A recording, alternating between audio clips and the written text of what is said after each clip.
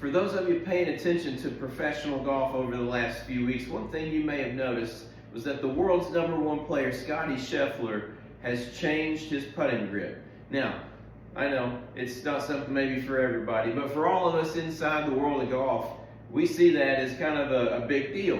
Why? Well, you just had the #1 player in the world coming off one of the best seasons on the PGA Tour ever, outside of maybe somebody named Tiger Woods, and he changed his putting grip at the very end of the season.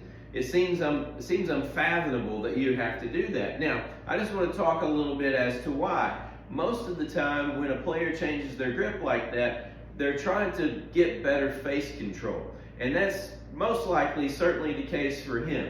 So what did he do? He went to a very commonly known grip that's called the claw. Now, there's a couple different variations of the claw, but all of them are designed to do the same thing, and that is to really minimize the right hand during the stroke.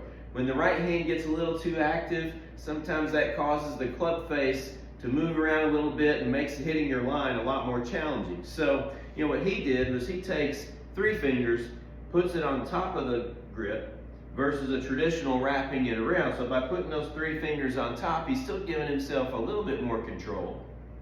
But as he swings the putter, the right hand doesn't really get all that involved. That's what most people are going to notice. But something else is going on here. He is actually taking his left index finger and laying it down the grip. What that is doing is that is really maximizing the stability of the left hand. The left hand, whether it's in putting or whether it's in full swing, chipping, pitching, doesn't matter. The left hand is primarily going to be responsible for controlling the club face. It's when the right hand gets involved that it gets a little more unpredictable.